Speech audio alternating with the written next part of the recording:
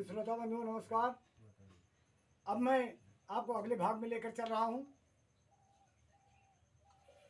वहाँ पिछले भाग में मैं बताया था कि बीते संवत सहस्र सतासी तजे समाधि शंभु अविनाशी। सेवा करने लगी।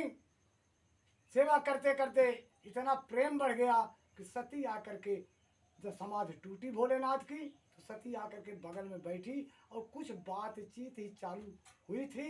उसी समय आकाश मार्ग से देवताओं का विमान इधर से उधर जाने लगा।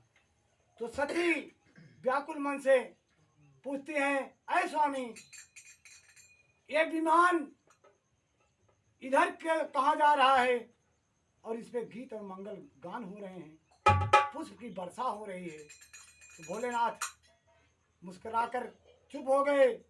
लेकिन उसी समय सती फिर पूछती है, हे स्वामी बताइए ना। तो क्या बताती है?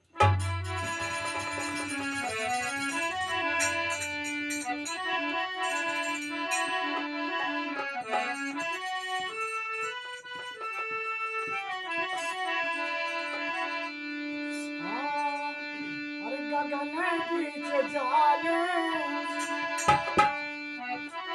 गगन बीच जाले, जब तभी मनवा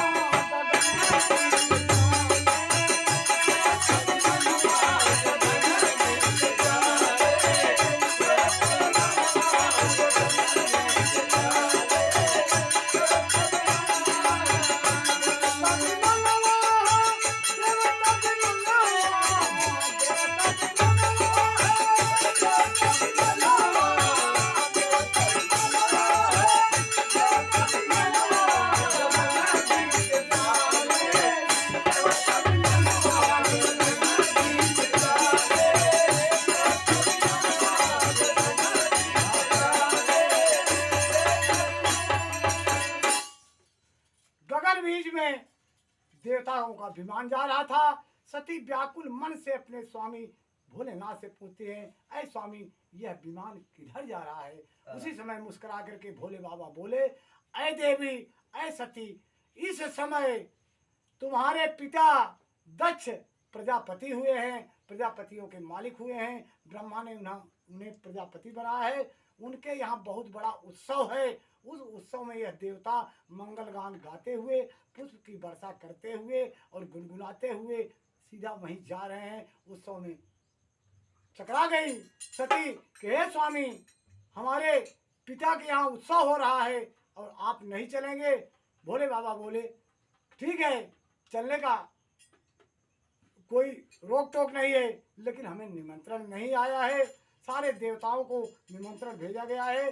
तुम्हारे पिता से और हमसे ब्रह्मा के समाज में यानी ब्रह्मा के बैठक में कुछ अनबन हो गई थी, इसलिए हम निमंत्रण हमें भेजा नहीं गया है और निमंत्रण न भेजने के कारण हम नहीं जा सकते। सती व्याकुल हो गई। हमारे पिता के यहाँ सुंदर सुंदर उत्सव मनाया जा रहा है और हमारा मायके है, जाऊं कि ना जाऊं विचार कर रहे हैं। भोले बाबा बोले, अरे देवी, तुम्हारे मन में क्या उमड़ घुमड़ रहा है? अरे पिता के यहाँ उत्सव हो रहा है, लेकिन जहाँ पति ही नहीं जा रहा है, पति का निमंत्रण नहीं भेजा गया है, पति का अपमान हो रहा है, वहाँ तुम कैसे जाओगी? लेकिन भवानी सती के मन में मायके का प्रेम उमड़ आया, माता पिता का प्रेम उमड़ आया, बहनों का प्रेम उमड़ आया, समाज का प्रेम उमड़ आया, वहाँ के स्थान और दृश्यों का प्रेम उमड़ आया। माता अपने मन में विचार कर ली, हे स्वामी, आप नहीं चल रहे हैं, कोई बात नहीं, लेकिन हमें व्यवस्था करा करके हमारे मायके के लिए भेज दीजिए। तो किस प्रकार कहती है, देखिए।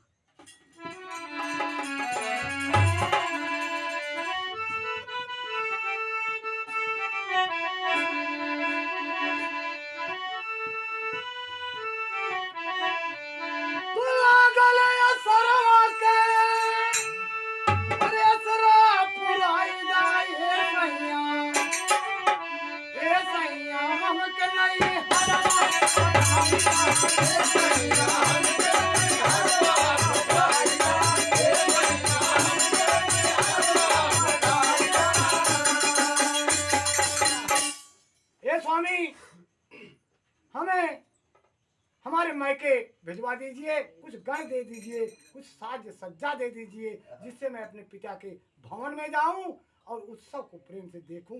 देखिए सती वहां पांचवी गलती कर रही है। एक अगस्त मुनि के साथ कि उनको ब्राह्मण का अपमान हुआ, दूसरे राम की कथा प्रेम से नहीं सुनी, तीसरे जाकर के परीक्षा भगवान राम की ली सीता का रूप धारण करके, और चौथी गलती भोले बाबा से आकर के झूठ बोली कि मैंने आपकी तरफ प्रणाम किया था, और पांचवी गलती यहाँ के पति के बिना आज्ञा के, जहाँ पति का अनादर हो रहा है, पत्रिका नहीं भेजी गई, वहाँ का के मैके का केवल प्रेम बड़ा है, और जाने के लिए कहते हैं कि हे स्वामी हमें हमारे नैहर को पठवा दीजिए। कितनी बड़ी भूल कर रहे हैं, पांचवी भूल। एक भूल पति के लिए क्षमा करना मुश्किल हो जाता है, लेकिन भोले बाबा चार चार गलतियां क्षमा कर रहे हैं, पांचवी गलती फिर सती करने जा रहे हैं। इसलिए सती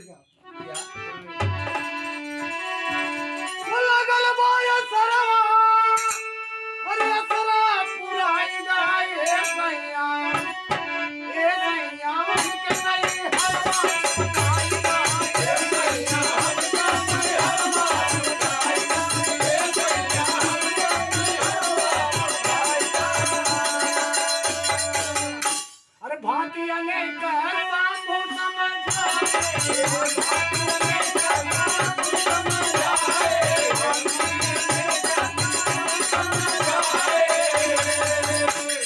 अरे भावी बसन अरे समझ उड़ना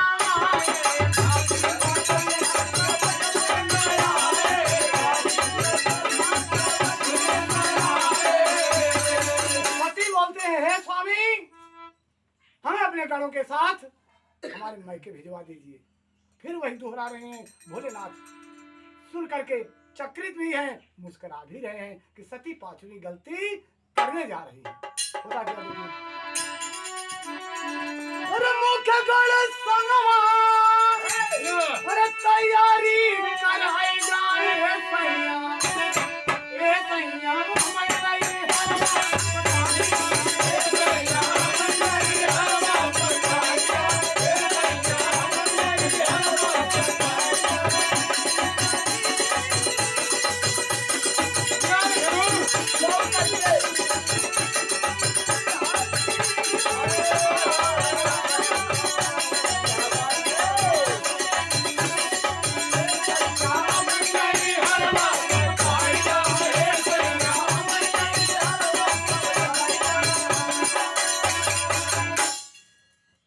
बात सती जिद पर आ जाती है तो भोले बाबा नंदी को बुलाए, अपने मुख्य गणों को बुलाए और सब साज श्रृंगार दिए और लड़िया लगा करके बोले तुम अपने मैके जाओ सती, अगर तुम्हारी इच्छा है अपने पिता से मिलने की, माता से मिलने की, अपने सभासदों से मिलने की, बहनों से मिलने से, सखियों से मिलने की तो जाओ, लेकिन समझ बूझ कर जाना क्योंकि वहाँ हमारा अपमान हुआ है, हमारा भाग नहीं लगाया गया है।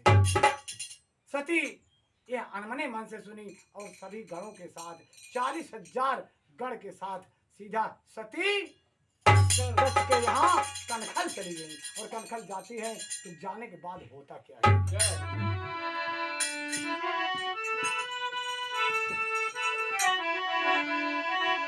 तो पिताया भवन जब गई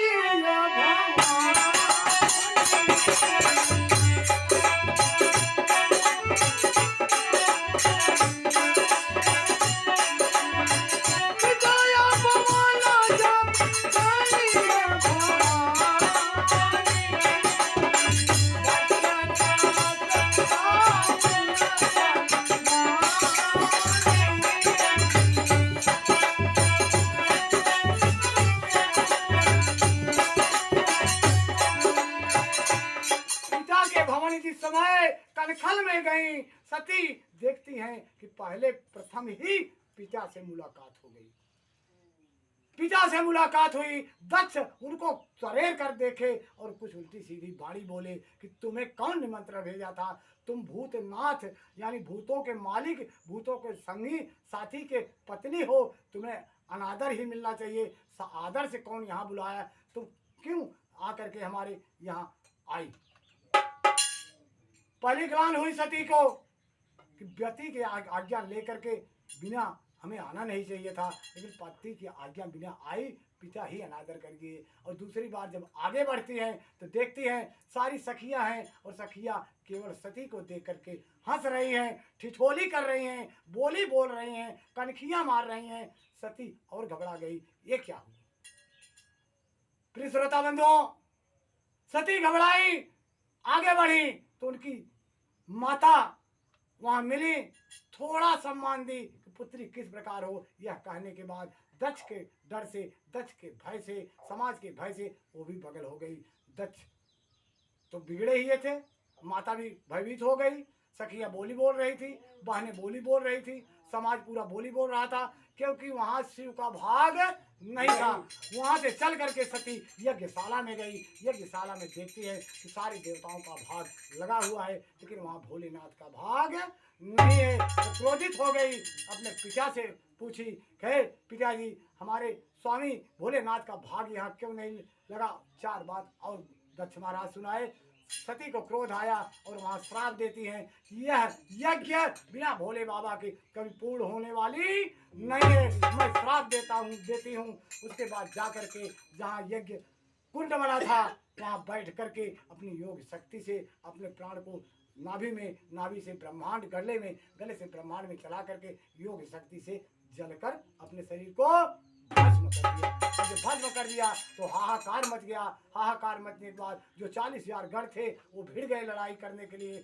उधर से दक्ष की सेना भी लड़ गई और उधर से देवता भी कुछ इकट्ठे हो गए। यक्ष गंधर्व किन्नर संत मुनि ज्ञानी जो भी निमंत्रण में आए थे सब एक होकर के, यानी एक बहुत बड़ा युद्ध शुरू हो गया। और युद्ध शुरू हुआ, आगे क्या होता है, सती अपना शरीर त्याग देती है। आगे क्या होता है इसके बाद देखिए अगले भाग में आपको मैं बताऊंगा। अगले भाग में लेकर चलूंगा कि सती के दहन के बाद भोलेनाथ करते क्या है। धन्यवाद।